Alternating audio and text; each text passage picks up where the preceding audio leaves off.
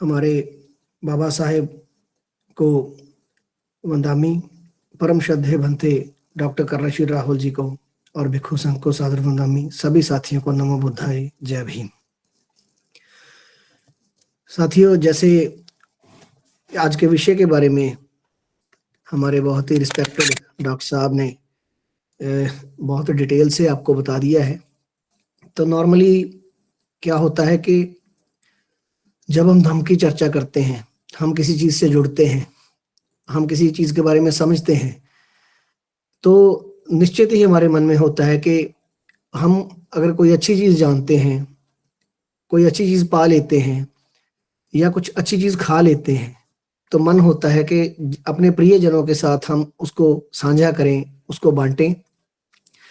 उनके साथ उसे साझा करने में जो खुशी मिलती है, उसे बांटने में जो मज़ा आता है, वो प्रत्येक जो एक अच्छा मनुष्य होता है, जो वास्तव में इंसानियत में विश्वास रखता है, वो बांटने में विश्वास रखता है, तो वो चाहता है कि उसके प्रियजन भी उस चीज़ को जानें, उसको पाएं, उसको खाएं। तो आज का विषय कुछ ऐसा है, जैसे जैसे हम धम्म भूमि के बैनर के तले परम श्रद्धेय भंते डॉक्टर कर्णशील राहुल जी के मार्गदर्शन में, अपने भिक्षु संघ के मार्गदर्शन में आगे बढ़ रहे हैं, तो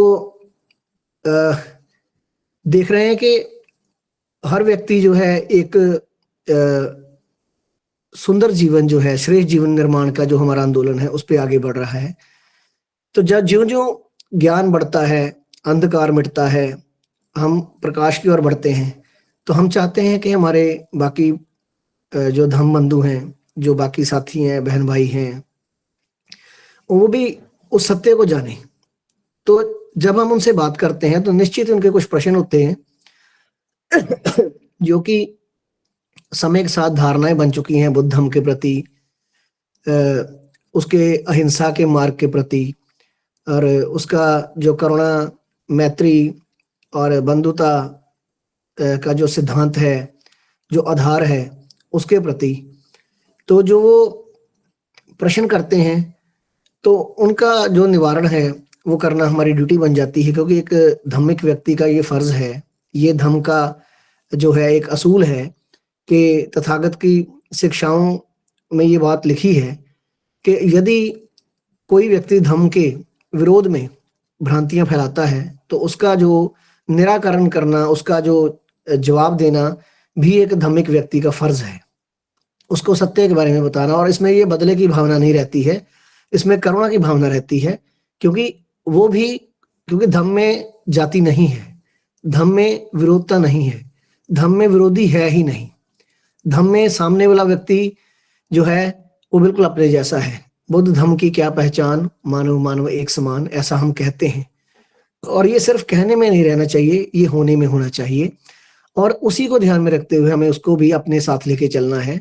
यदि हमें तथागत की अनुकंपा से, बाबा साहेब की अनुकंपा से, परम श्रद्धेय भंते डॉक्टर कर्णशील जी के मार्गदर्शन में, उनकी अनुकंपा से हमें अगर ज्ञान प्राप्त हुआ है, तो वो दूसरों को भी मिलना चाहिए। और अज्ञान का जो नाश करना प्रत्येक व्यक्ति का फर्ज है, और यदि वो अपने आप को धार्मिक व्यक्ति मानता है और बुद्ध धर्म का अनुयायी मानता है, तो निश्चित ही उसको ऐसा ही करना चाहिए। तो सबसे बड़ी जो एक हम कहते हैं भ्रांति है, वो ये है कि बुद्ध धर्म का जो अहिंसा का सिद्धांत है, उसने भारत को गुलाम बनाया। और उसके लिए वो सबसे बड़ी जो एग्जांपल देते हैं, वो देते हैं चक्रवर्ती सम्राट अशोक की, कि उन्होंने कलिंगा युद्ध के बाद जब हथियार फेंक दिए, छोड़ दिए, और तथागत बुद्ध की शिक्षाओं को अपने जीवन में उतारकर उसके अनुसार, उसके अनुरूप आचरण करना शुरू किया, तो वो इस तरह से भारत कमजोर पड़ गया, और जो विदेशी हमलावर आए और उन्होंने भारत को गुलाम बना लिया। ऐसा बहुत सारे लोगों की दिमाग में ये बात रहती है। और ऐसा नहीं है कि ये केवल मैं पंजाब में रहता हूं तो पंजाब में ही है, ये पूरे भारत में ऐसा है, क्योंकि जो इतिहास है भारत का, उसको पूरी तरह से तोड़ मरोड़ दिया गया है, उसको बदल दिया गया है। और सच्चाई है उसको छुपा ली गई है और स्कूलों में पढ़ाई नहीं जाती। जैसे मैंने अपने पहले वक्तव्य में भी बात कही थी कि जो असली इतिहास है, जो स्कूल की पढ़ाई है, वो हमारे ज्यादा काम नहीं आ रही है इतिहास के मामले में, क्योंकि उसमें सत्य कहीं पे है ही नहीं, और अगर है तो वो पूरा नहीं बताया जाता या उसको तोड़ मोड़ के बताया जाता है। जैसे मैंने जितनी बात कही उसमें ये स्पष्ट होता है कि हर कोई मान लेगा बड़े आराम से आज के माहौल को देख के जैसा हम समाज देखते हैं, जैसा हम राज देखते हैं, जैसे हम गवर्नमेंट्स देखते हैं, या जैसा हम पढ़ते हैं कि किस तरह किस राजे ने दूसरे पे हमला किया और उसको जीत लिया। तो ऐसे कैसे हो सकता है कि अगर चक्रवर्ती सम्राट अशोक जो हैं वो अपने हथियार फेंक देते हैं, छोड़ देते हैं, और वो अहिंसा का मार्ग, तथागत बुद्ध का मार्ग अपना लेते हैं, धम्म का मार्ग चुन लेते हैं और धम्म क्रांति करते हैं इस तरह से। और तथागत बुद्ध के जो सिर्फ उनकी शिक्षाओं के प्रचार प्रसार से ही एक चक्रवर्ती सम्राट बन जाते हैं और ऐसा राज, कल्याणकारी राज लोगों को दे सकते हैं, ये बात मानने में आती भी नहीं है। क्योंकि हमारी जो मानसिकता है वो इस तरह की बना दी गई है कि एक राजा को लड़ना ही है, एक राजा को युद्ध करना ही पड़ेगा, और एक व्यक्ति को अपनी सेल्फ डिफेंस के लिए भी हथियार होना ही चाहिए। कुछ इस तरह की जो सोच है वो क्यों पैदा हुई है? वो इसलिए पैदा हुई है कि जो नैतिक शिक्षा है वो समाज में कहीं खो गई है, वो धर्म की विलुप्तता के साथ वो समाज से चली गई है। जो तथागत की शिक्षाओं की बदौलत, जिसको कि लगभग आप देखिए कि जीसस क्राइस्ट से कोई 500-600 साल पहले तथागत बुद्ध आते हैं और 300 साल पहले जो चक्रवर्ती सम्राट अशोक आते हैं। तो ये 2 साल 300 साल का फासला था। और उसके बाद देखिए कि एक इतनी बड़ी क्रांति होती है कि एक राजा जो है वो अपने जो हथियार है, भाव के वो युद्ध की जो करने की बात है, हथियार उसने अकेले ने अपने नहीं फेंके, ऐसा जो बात कह दी जाती है इसको अपने इसको भी समझेंगे आगे चल के कि इस असल बात क्या थी। कि उन्होंने अहिंसा का मार्ग चुन लिया और बोला कि इसके बाद युद्ध नहीं होगा, हम किसी को युद्ध से नहीं जीतेंगे, हम उसको अपनी कल्याणकारी जो व्यवस्था है उससे जीतेंगे। हम तथागत का जो करुणा, मैत्री, जो भाईचारे का, समता का सिद्धांत है उसको लेके जीतेंगे। उनका जो एक जो अहिंसा की नीतियां हैं उसको हम लागू करेंगे पूरी तरह से। और जब आप कल्याणकारी राज दोगे तो कोई लड़ेगा ही क्यों?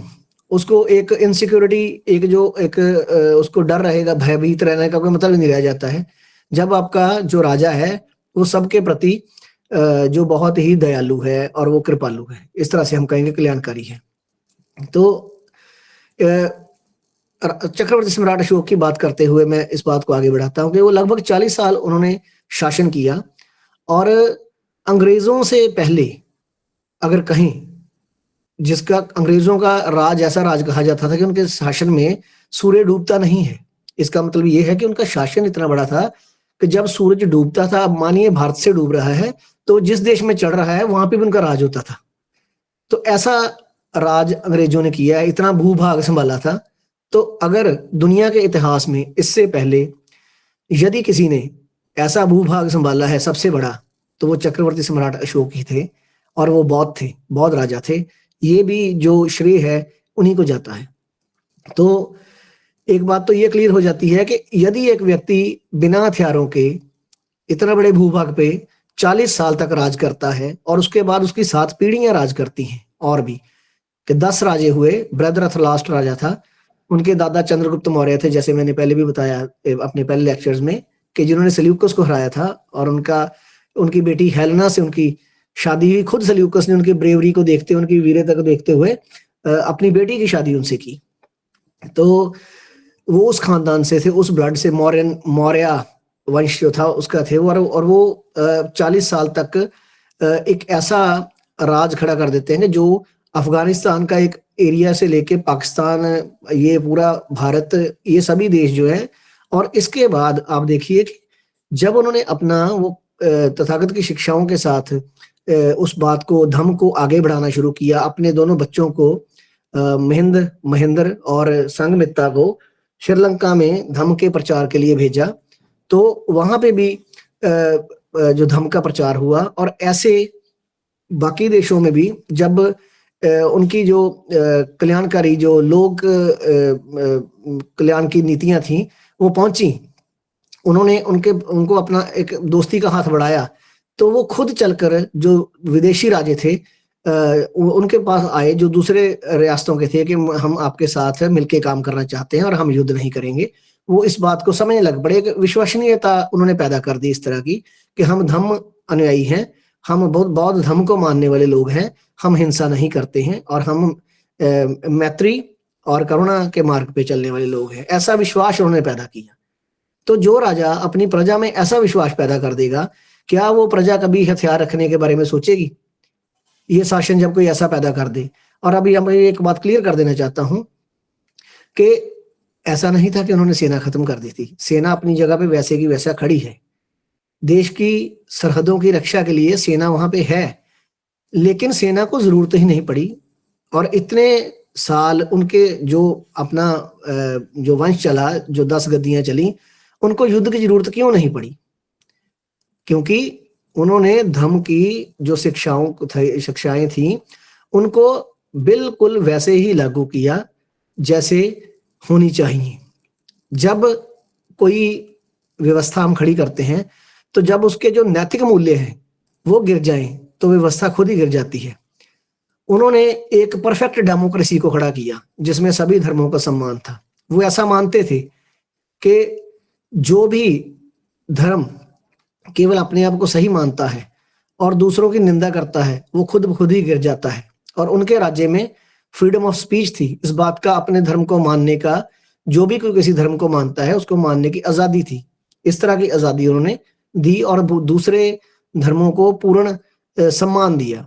उनके राज्य में कोई भी व्यक्ति किसी भी वक्त उनके दरबार, उनके घर में आ सकता था। चाहे उन्होंने क्या रखा था अपने दरबारों से कि कोई एक व्यक्ति भी अगर पीड़ित है, परेशान है और वो मुझसे मिलना चाहता है, तो चाहे मैं आराम कर रहा हूँ, चाहे मैं खाना खा रहा हूँ, वो उसको मुझे मिलने से रोका ना जाए। इस तरह का उन्होंने लोकराज दिया। तो ये और उसके साथ साथ उन्होंने बुद्ध धर्म का प्रचार प्रसार इस कदर किया कि अलग अलग देशों में उनकी वजह से धर्म जो पहुंचा, और अपने परिवार को, अपने बच्चों को भी उन्होंने धर्म को दान दे दिया। जो एक इंग्लिश के बहुत अच्छे राइटर हुए हैं, चार्ल्स एलन, उन्होंने अपनी किताब अशोक का the search for India's lost emperor में लिखते हैं वो कि अशोक को सही मायनों में भारत का संस्थापक पिता कहा जा सकता है। और वो ऐसे एक शासक हैं दुनिया के, भारत के पहले, कि जिन्होंने भारत को एक राष्ट्र के रूप में पिरोया। और हम अक्सर सुनते हैं कि गांधी ने वो 3 बंदरों वाली बात और उनका जो अहिंसा का सिद्धांत, तो अम्बेडकरवादी लोग तो जानते हैं कि उनकी अहिंसा का क्या मतलब था और बाबा साहब ने उनके बारे में क्या बोला है। वो एक बीबीसी का इंटरव्यू है, आप सुन सकते हैं। और जैसे गोलमेज कॉन्फ्रेंस वाली बात है, जो लोग जानते होंगे उनको पता ही होगा। तो उन्होंने स्पष्ट किया है उसमें कि उन्होंने जो गांधी से बहुत पहले चक्रवर्ती सम्राट ने तथागत बुद्ध के अहिंसा की जो अवधारणा है उसको स्थापित किया। और जो उस राजा की प्रजा थी, वो उस राजा को, अपने सम्राट को कैसे देखती है? वो उनको एक विजेता के रूप में देखती है कि उन्होंने ना केवल राष्ट्र अब पहले युद्ध जीते, बल्कि बाद में अपने आप को जीता और तथागत की शिक्षाओं से लैस किया, उसमें अपने आप को पूरी तरह से जैसे क्या कहते हैं अपने आचरण में लाए। और फिर वो एक भिक्षु के रूप में या एक धम्मानुयायी के रूप में दिखे, और उन्होंने एक उनको धम्म योद्धा के रूप में देखा। धम्म योद्धा जो उनके लिए सही शब्द है, ऐसे एक साधु और एक सम्राट के रूप में देखा, और एक राजनीतिक जीनियस जिसे मानव मूल्यों की गहरी समझ थी, इस रूप में देखा। ये उनका परिवर्तन हम सभी जानते हैं कि क्लिंग के युद्ध के बाद जो जो कुछ हुआ, कि उन्होंने फिर जिस तरह से वो परिवर्तित हुए कि अपनी जीत के, अपने आप को जीतने के लिए, और जीतने के बाद ये सारा कुछ, फिर उन्होंने जो मानव कल्याण के काम किए, जो राजमार्ग बनाए, उसके इर्द गिर्द आसपास बहुत सारे फलों वाले बाग लगवाए, पेड़ लगवाए, ताकि जो आने जाने वाले भूखे लोग जो हैं, यात्री हैं, वो वहां से फल तोड़ के खा सकें। बहुत सारे जलाशय, कुएं और बावलियां तैयार करवाई जहाँ पे लोग स्नान कर सकें, पानी पी सकें, और ऐसी सीढ़ियां वाली बावलियां तैयार कराई कि जानवर भी उसमें जाके पानी पी सके, उनका ध्यान रखा। उन्होंने पहली बार भारत में पशु अस्पतालों का निर्माण करवाया, और राहगीरों के लिए, आने जाने वाले लोगों के लिए सड़कों के किनारे विश्राम गृह, रैन बसेरा इस तरह के प्रबंध किए कि लोग वहां पे आराम कर सकें। तो ये सारा कुछ उनको जो चक्रवर्ती सम्राट को जो मिला वो तथागत की शिक्षाओं से मिला। फिर जो डेमोक्रेसी की फॉर्म मैंने बताई है कि दूसरे धर्मों का सम्मान और उनको पूरी आज़ादी दी है बातचीत की, और उनका जो एक मॉडल था वर्किंग का, जो अपने राज का, वो था प्रजा का कल्याण और उसका सुख। और आप देखिए कि अगर मैंने जैसे पहले बात कही है कि प्रजा अगर सुखी है, प्रजा को अगर विश्वास है कि उनका राजा जो है वो एक बिल्कुल बौद्ध शिक्षाओं का पालन करने वाला है, आचरण करने वाला है, वो बिल्कुल एक संत स्वभाव इंसान है, तो आप समझिए, आप उसको देखिए कि वो क्यों नहीं एक आराम की जिंदगी जी पाएंगे, निर्भयता से जी पाएंगे। उनको किसी प्रकार का कोई डर नहीं होगा कि हमें किसी से चिंतित होने की बात नहीं है। और जो उनकी संरक्षण के लिए आर्मी भी खड़ी है, लेकिन उसकी जरूरत नहीं है। और जो आस पड़ोस के राजा हैं उनसे बहुत अच्छे संबंध हैं, उनका उनके साथ जो आपस में एक्सचेंज है, जो आदान प्रदान है शिक्षा का, बिजनेस का, जो भी बाकी व्यापार है, वो सारा बहुत अच्छा चल रहा है। तो निश्चित ही वहां पे एक खुशहाली का माहौल और एक जो क्या बोलते हैं उसको, कि निर्भयता का माहौल पैदा हो जाता है, कि लोगों में एक कॉन्फिडेंस डेवलप हो जाता है कि यहाँ पे डरने वाला कुछ भी नहीं है। तो उसके बाद हम जानते हैं कि क्या हुआ। यह अपने एक ऐसा राज देख लिया है, समझ लिया है कि जिसमें लोग खुश हैं, खुशहाली, और वो स्वर्णिम भारत जिसको हम सुनते हैं, अखंड भारत जिसको हम सुनते हैं, वो वही था। उसके बाद वो भारत जब बना है, बौद्ध राजाओं की वजह से बना है, उसके बाद भी बना है, और इसके बारे में कभी भी हमें नहीं पता है, हमें बताया भी नहीं जाता है। आज हम उसकी बात करेंगे। तो इसके बाद फिर क्या होता है कि जो 10वीं गद्दी होती है, बृहद्रथ नाम का राजा होता है, तो उसका एक ब्राह्मण सेनापति जो है पुष्यमित्र शुंग, वो बहुत साम दाम दंड भेद वाली वही नीति से, उसको छल से सैन्य जब वो जैसे परेड होती है तो उसको निरीक्षण करते हैं, तो उस देखते वक्त उसके पीठ में छुरा मारकर उसको मार देता है, उसका कत्ल कर देता है। और उसके बाद वो पुष्यमित्र शुंग जो है गद्दी पे बैठ जाता है। तो फिर शुंग काल की शुरुआत होती है। अब देखिए कि यीशु मसीह जीसस क्राइस्ट से 500-600 साल पहले बुद्ध आते हैं, 300 साल पहले के करीब अशोक आते हैं, और फिर उससे जस्ट 185 या 75, ये मतलब लास्ट वो साल 100 साल जो थे ना, तब वो पुष्यमित्र शुंग का राज आता है, और ये सिर्फ और सिर्फ 112 साल चलता है। इनका जो पूरा शुंग काल जो चलता है ना, जैसे मैंने बताया कि मौर्य काल था पहले, उसके बाद शुंग काल आता है, तो वो सिर्फ और सिर्फ 112 साल चलता है, यानी कि इतने कम समय में चला। और वो आप देखिए कि कौन सा काल है, वो हथियारों वाला काल आ गया। उन्होंने छल से मारा, और उसके बाद वो प्रतिक्रांति की। बाबा साहब की लिखते हैं, किताबें हैं, वॉल्यूम्स हैं, उनमें क्रांति और प्रतिक्रांति की बात की गई है। उन्होंने लिखा इस पे सारा कुछ, और बहुत डिटेल से वो पढ़ने वाली चीज है कि उसको पढ़ना चाहिए, और उससे समझ लगती है कि कैसे लगातार ये लड़ाई चलती रही है बुद्धिज्म और ब्राह्मणिज्म में, कि उन्होंने बहुत समय से इस बात को, इनको गिराने के लिए, बुद्ध धर्म को खत्म करने के लिए अपना जो साम दाम दंड भेद है वो इस्तेमाल किया। और सबसे पहले जो उनकी जो कामयाबी है वो यहाँ से दिखती है कि पुष्यमित्र शुंग मौर्य वंश के 10वें राजे को छल से मार देता है और शुंग राज की स्थापना करता है। और यहाँ से उनसे जो है ब्राह्मणों का ये पहला राज यहाँ पे आता है। तो इसके बाद आप देखिए कि वो छल किया है, वो प्रतिक्रांति है। यहाँ पे उन्होंने एक ऐसी व्यवस्था को खत्म किया है जो लोक कल्याण की है, जो वेलफेयर गवर्नमेंट है, जो राजा इस तरह से राज कर रहे थे, जो अपना इस तरह का सब कुछ जिन्होंने लोगों के लिए बनाया, स्थापित किया, और एक व्यवस्था निर्माण किया कि युद्ध की जरूरत ही नहीं पड़ी उसको, उस व्यवस्था को उन्होंने खत्म कर दिया। और अपनी व्यवस्था जो है, जो कि ऊंच नीच की व्यवस्था है, जातिवाद की व्यवस्था है, उसका निर्माण शुरू किया। मानवतावादी जो व्यवस्था थी, बराबरी की व्यवस्था थी, जो करुणा मैत्री पे आधारित थी, उसको खत्म किया। और उसके बाद उन्होंने बाकी सारे कानून पैदा करके वर्ण की जो रचना करनी शुरू की, वहां से ये सब कुछ शुरू हुआ। इसके बाद भी देखिए 2 राजे आते हैं, और इस पहले आप देखिए कि चक्रवर्ती सम्राट के काल से शुरू करके आगे चलने तक 10वीं गद्दी तक कोई विदेशी राजा भारत पे हमला नहीं करता है, जिससे साबित होता है कि उनके हथियार छोड़ने से किसी तरह का भी कोई नुकसान नहीं हुआ, बल्कि उससे और मजबूती आई कि वो खुद शरण में आए कि हमें अपने साथ जोड़ो, हम आपके साथ मिलके वेलफेयर का, कल्याण का काम करने को राजी हैं कि आप बहुत अच्छा काम कर रहे हैं। तो यहाँ से एक बात साबित होती है कि इतनी सदियों तक किसी ने भी भारत पे हमला नहीं किया। तो ये था वो वाला स्वर्णिम भारत, जो तथागत बुद्ध की शिक्षाओं पे अमल करने वाला भारत, और इसके आस पड़ोस के देश भी। तो उसके बाद राजा कनिष्क का राज आता है, जो कि फर्स्ट सेंचुरी जो शुरू होती है, पहली सदी से लेके आगे चलता है, और वो बहुत एक कहें कि जबरदस्त, जैसे चक्रवर्ती सम्राट ऐसे राजा हुए हैं, वो भी वैसे राजा थे।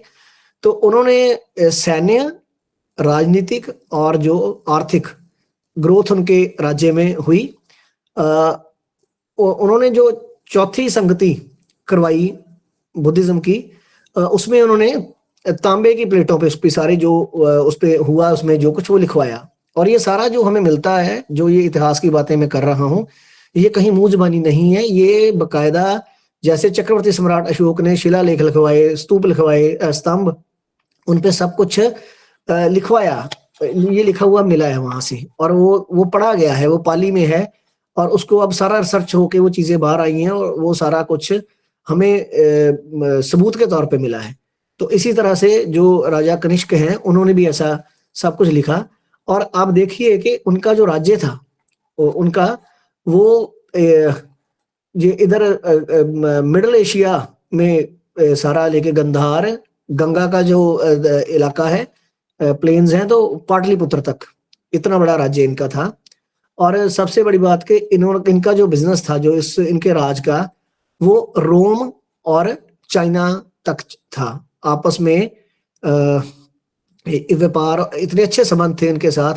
और इन्होंने जहां उनके शुंग काल के बाद जहां जहां अराजकता फैली, उन राजाओं को हराया जाके, इनकी फौजों ने उनके राजों को हराकर दोबारा बुद्ध धर्म की स्थापना की। वहां पे बुद्ध की शिक्षाओं के थ्रू राज को कल्याण चलाया, और एक कल्याणकारी राज की व्यवस्था निर्मित की। ये बौद्ध राजा थे कनिष्क। और इसके बाद 590 से 647 तक हर्षवर्धन नाम के राजा है, जो वो आते हैं, और ये गुप्ता वंश के बाद आते हैं। उसके बाद एक गुप्ता वंश भी आता है। जैसे ये हिस्ट्री का पार्ट है, मैं ज्यादा डेप्थ में जाऊंगा तो समय कम रहेगा, लेकिन ये बातें समझनी जरूरी है कि कितने आराम से कह दिया जाता है कि हथियार छोड़ने के बाद भारत गुलाम हो गया। लेकिन आप देख रहे हैं कि जीसस से 500 साल 600 साल पहले बुद्ध आते हैं, 300 साल पहले अशोक आते हैं, और 100 साल पहले शुंग आता है मार के उनको धोखे से। फिर दोबारा पहली सदी में वो जो है अपने उनका खात्मा हो जाता कर देते हैं। तो ये आ जाते हैं, उनका खात्मा होते ही कनिष्क आ जाते हैं। और कनिष्क के आने के बाद 5वीं और 6वीं और 7वीं सदी में हर्षवर्धन आ जाते हैं। यानी कि लगभग हम देखें कि 1000 साल तो ऐसे ही पूरा हो गया हमारा, कि 1000 साल तक वो जो किसी बाहर वाले हमलावर ने अगर हमला किया है तो इन्होंने उनको हराया है। और वो जो इनके फादर थे, इनके पिता हर्षवर्धन के, उन्होंने हूण जो थे उनको हराया था, जो हूण। और उस समय ये बातें किन्होंने लिखी हैं? उस वक्त जो हमने नाम सुना है हेनसांग चाइनीज यात्री जो है, उन्होंने एक किताब लिखी थी CU की। और वो देखिए कि 15 साल इनके राज्य में रहे, और उन्होंने इनके काम को देखा, और वो सारा कुछ लिखा। ऐसा बहुत सारा इतिहास फाहियान, हेनसांग और बहुत सारे British researchers, sir Alexander Cunningham है, और भी बहुत नाम है ऐसे, जिन्होंने लोगों ने सारा कुछ रिसर्च करके दिया है। वरना भारत में तो ये हमारा सब कुछ तोड़ फोड़ दिया गया, लुप्त कर दिया गया, उसको जमीन में दफन कर दिया गया। लेकिन जो इतिहास सच्चा होता है, जो सच्चाई होती है, वो धरती का सीना फाड़ के बाहर निकलती है। तो ये हुआ कि वही चीजें, वो शिलालेख, वो चक्रवर्ती सम्राट अशोक के लिखा हुआ काम, और जो इन बौद्ध राजाओं का जो एक शानदार काम था, वो शिलालेखों में, वो ताम्र पत्रों में, और वो ये इन जो यात्री आए विदेश से, उनकी लिखतों में से वहां से निकल के बाहर आया है और वहां से सारे सबूत मिल रहे हैं। तो ये बहुत बड़े राज्य के ये भी शासक थे, जो हर्षवर्धन थे। इनका तो जन्म ही हरियाणा में हुआ कि एक ये उत्तर पूर्व है, पूरा का पूरा पश्चिम असम से लेकर नर्मदा तक, और ये पंजाब, बंगाल, उड़ीसा, ये सारा इलाका, ये उत्तर हिमालय से नर्मदा नदी तक का जो था, ये इनके राज्य का हिस्सा था। इतने बड़े बड़े राज्यों को इन्होंने चलाया है, और जहां जहां पे भी अराजकता थी उन राजाओं को हराकर वहां पर धर्म को पुनः स्थापित किया, धर्म के राज को स्थापित किया, उन शिक्षाओं पे लोगों को कल्याणकारी शासन दिया। और ये नाम आज भी पूरे विश्व में, पूरी दुनिया में बहुत गौरव के साथ लिए जाते हैं। इस तरह से ये सारा काम इन लोगों ने किया। अब ये एक एग्जांपल हमने सेट कर दी, बता दिया कि कैसे बौद्ध राजाओं ने भारत को स्वर्णिम भारत बनाया, भारत को अखंड भारत बनाया, भारत को एक लोक राज दिया, लोक कल्याण का राज दिया। और वहां पे किसी को हथियार रखने की जरूरत महसूस नहीं होती थी, किसी को किस प्रकार का कोई खतरा महसूस नहीं होता था। एक निर्भयता का जीवन था, एक नैतिकता का जीवन था, धर्म की शिक्षाओं को आचरण करते हुए जीने का वो एक समाज था, वो वाला। तो उसका कारण वही था कि जो तथागत की शिक्षाएं हैं, करुणा मैत्री की, उस पर आधारित व्यवस्था थी, वैज्ञानिक दृष्टिकोण था, शिक्षा का उच्चतम स्तर था। अब शिक्षा की बात करें तो हमने तक्षशिला और नालंदा का नाम सुना है। तो वो यूनिवर्सिटीज कब बनी, किसने बनवाई? उन यूनिवर्सिटीज में जो पढ़ने वाले लोग आते थे वो किन देशों से आते थे? विदेशों से पढ़ने के लिए भारत में आते थे। आज भारत की कोई भी यूनिवर्सिटी दुनिया की पहली 100 यूनिवर्सिटियों में नहीं है। तो तक्षशिला और नालंदा का नाम आज भी कैसे लिया जाता है? ये किसकी देन थी? ये एक इतना ज्ञान कहाँ से आया? अगर लड़ाइयां चलती रहे, जैसे अब यूक्रेन और इजराइल का युद्ध चलता है, तो क्या वहां पे डेवलपमेंट हो सकती है? क्या वहां पे पढ़ाई हो सकती है? हम इन बातों को समझें, कंपेयर करके देखें कि युद्ध के साथ कभी डेवलपमेंट हो सकती है। आज एक हमला करेगा, कल दूसरा करेगा। एक व्यक्ति दूसरे व्यक्ति पे आज हमला करेगा, वो व्यक्ति, उसका बेटा या उसका आगे कोई रिश्तेदार उस पर कर देगा। ये युद्ध चलता रहेगा। इसलिए ये जो हथियारों वाली मानसिकता है, ये एक भयभीत मानसिकता है। ये भयभीत मानसिकता तब पैदा होती है जब लोगों में कल्याण की भावना ना हो, जब लोगों में नैतिकता ना हो, जब लोग जो एक करुणा मैत्री का जो शिक्षाएं हैं उनको भूल जाएं, तो निश्चित ही फिर वो एक भय में जीते हैं कि कहीं वो दूसरा व्यक्ति मुझे मार ना दे, क्योंकि उनका खुद का आचरण भी जो होता है वो सही नहीं होता है। कोई हमला करता ही क्यों है? जब हम किसी को ऊंचा बोलते हैं या कोई ऐसा कार्य करते हैं जिससे उसको ठेस पहुंचती है, तो वो आगे से कुछ ना कुछ रिएक्शन शो करता है। उसमें कुछ भी हो सकता है, उसमें कटु शब्द हो सकते हैं, उसमें लड़ाई झगड़ा हो सकता है, उसमें कत्ल भी हो सकता है, कुछ भी हो सकता है, लेकिन उसके पीछे कारण है।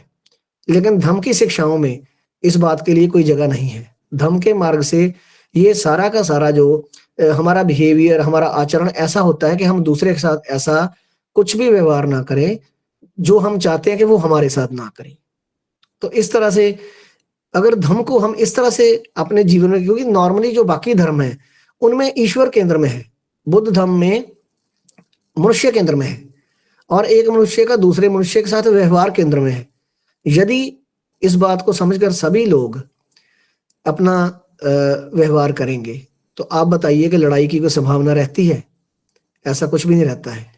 हमारे लोगों के दिमाग में ये बात भर दी गई है कि हथियार का होना बहुत जरूरी है, कि ये आत्मरक्षा के लिए है।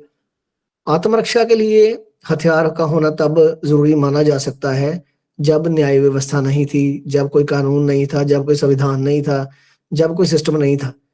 वो अब बना है, लेकिन अगर उस संविधान को लागू करने वाले लोग बेईमान होंगे या ईमानदार नहीं होंगे और उसको उसकी संपूर्ण भावना में लागू नहीं करेंगे, तो फिर अराजकता फैल जाएगी। तो उस अराजकता के लिए बुद्ध धर्म को दोषी नहीं ठहराया जा सकता, उन शिक्षाओं को दोषी नहीं ठहराया जा सकता। उस अराजकता लिए उस शासक को दोषी ठहराया जाना चाहिए जो उस व्यवस्था को, उस देश को, उस राज को चला रहा है। तो ये बातें लोगों को बहुत बारीकी से समझनी होंगी। अगर उन्हें इस बात को समझ लेना है कि आज अगर कोई व्यक्ति, मानिए कि हथियार चलाता है, किसी को जख्मी कर देता है, तो उसके लिए कानून है, उसको कानून के अनुसार सजा मिलती है। तो वो एक तरीका है कि इस बात को समझने का। अगर कानून व्यवस्था सही से काम करती है और पूरा सिस्टम जो है सही काम करता है, जो उस धारा को लगाने वाला व्यक्ति है वो भी शीलवान है, वो शीलों का पालन करता है, तो निश्चित ही उस व्यक्ति को न्याय मिलेगा। अगर ये सभी व्यक्ति धर्म की शिक्षाओं के अनुरूप आचरण करते हैं तो वो जो कॉन्स्टिट्यूशन है वो पूरी तरह सही तरह से काम करेगा। तो तभी तो बाबा साहब ने कहा था कि जैसे आप जितनी मर्जी इसकी तारीफें कर दो संविधान की, चाहे कोई संविधान कितना भी ये अच्छा हो, लेकिन यदि इसका दुरुपयोग होता है तो मैं सबसे पहले इसको आग लगाने वाला व्यक्ति होऊंगा। और साथ में ये भी कहा था उन्होंने कि कोई भी संविधान चाहे जितना मर्जी अच्छा हो, लेकिन अगर उसको प्रयोग करने वाले लोग अच्छे नहीं होंगे तो वो बहुत बुरा साबित होगा। तो अब हम कंक्लूड करते हैं, इस बात पे आते हैं कि हमने बौद्ध राजाओं को देख लिया, सुन लिया, समझ लिया कि उनका राज्य कितना कल्याणकारी था। उनमें उन्होंने कभी कोई जंग नहीं हारी, उन पे कभी कोई हमला नहीं हुआ, जहां जहां अराजकता देखी उसको उन्होंने ठीक किया और हथियार के बल पे भी किया। जो राजा कनिष्क की मैंने बात सुनाई है, हर्षवर्धन की सुनाई है, उन्होंने जो अशोक के राज जाने के बाद जो अराजकता फैली उसको ठीक करने के लिए उन्होंने शस्त्र बल का भी प्रयोग किया, अपनी सेनाओं का भी प्रयोग किया और उसको ठीक करने के बाद उन लोगों को फिर वहीं पे स्थापित किया, धर्म की शिक्षाओं के अनुरूप उनको जीवन दिया, उनको राज्य दिया और वो लोग फिर खुशहाल होने शुरू हो गए और उनके राज्यों में फिर से भारत ने दोबारा तरक्की करी। यानी कि बार बार जो क्रांति प्रतिक्रांति होती रही कि बौद्धों के बीच में और आर्यन ब्राह्मणों के बीच में बार बार जो क्रांति प्रतिक्रांति चलती रही, वो उसको फिर भी ठीक करते रहे और उसमें कहीं भी धर्म के जो अनुयायी थे उनकी कहीं भी हार नहीं हुई इस तरह की। हाँ, वो छल कपट के कारण उनको कुछ नुकसान पहुंचाया गया या इस तरह से किया गया, ये बात अलग है। छल कपट तो आप जानते हैं कि ये तो कहीं भी अगर हो तो उससे बचना हर व्यक्ति के बस का नहीं रहता है। तो लेकिन फिर भी शस्त्र जो है जहां उनको प्रयोग करना पड़ा उन्होंने किया भी है। और तथागत बुद्ध की अहिंसा को कभी भी इस तरह से नहीं लेना चाहिए कि उन्होंने राज्यों की सुरक्षा के लिए सेना रखने से मना किया है, आत्मरक्षा को मना किया है। लेकिन वो ये भी कहते हैं कि आत्मरक्षा के नाम पे हम हिंसा का प्रबंध ना करना शुरू कर दें कि हम ऐसे स्थिति पैदा करनी शुरू कर दें जिससे हिंसा पैदा होने की संभावना हो जाए। यदि हम शीलवान हैं या यदि हम धर्म के अनुरूप आचरण करते हैं तो वो संभावना पैदा होती ही नहीं है। मैंने इस पे जब सोचना शुरू किया कि आज मेरा लेक्चर है तो इस पे क्या बात होनी चाहिए, तो मेरे ध्यान में भंते जी आए, परम श्रद्धेय भंते डॉक्टर करुणाशील राहुल जी, कि जब मैं उनको देखता हूं कि मैंने कौन उनके हाथ में हमने कभी किसी ने कोई डंडा तक नहीं देखा है। हमने बाबा साहब को आजीवन सुना पढ़ा देखा, जो अभी तक उनके हाथ में कहीं आपने कोई हथियार कोई ऐसा देखा? कुछ भी नहीं देखा। तो कहने का मतलब ये है कि भंते जी पूरे देश में मूव कर रहे हैं, वो पूरी तरह से हर बात सच्चाई पे बात कर रहे हैं, परिवर्तन की बात कर रहे हैं, कहीं भी झूठ नहीं बोलते हैं और जहां जहां गलत है उसको चैलेंज करते हैं, लेकिन वो बिल्कुल निर्भय हैं। ऐसी निर्भयता उनको कहां से आ रही है? ये प्रश्न बहुत कीमती है। यदि हमारे मन में कहीं भय रहता है तो हम इस बात को भी देख सकते हैं कि हमारा भय कहां से पैदा हो रहा है। ये एक प्रैक्टिकल क्वेश्चन है हमारे जीवन का कि भंते जी का निर्भय होना और हमारे मन में नौकरी करते, समाज में चलते फिरते, अपने रिश्तेदारियों में निभाते हुए, गृहस्थ में रहते हुए वो भय कहां से पैदा होता है? वो भय क्यों है? उसका कारण क्या है? अगर हम इस तरह से इसका विश्लेषण करना शुरू करेंगे तो हमें हमारे आज का जो लेक्चर है इसका एक बड़ा अच्छा जवाब हमें अपने जीवन से मिल सकता है। खुद ब खुद अपने आप वो उत्तर आना शुरू हो जाएगा। और अभी अगर हम इसको कंक्लूड करें, बात अभी और बाकी है, बहुत और भी भ्रांतियां हैं, उन पे बात भी करेंगे, कोशिश करेंगे कि कल भी एक लेक्चर रख लिया जाए इसी पे, और कल नहीं या किसी और दिन या जैसे ठीक रहेगा, जो बीआरसी टीम जैसे मुझे अलाउ करेगी।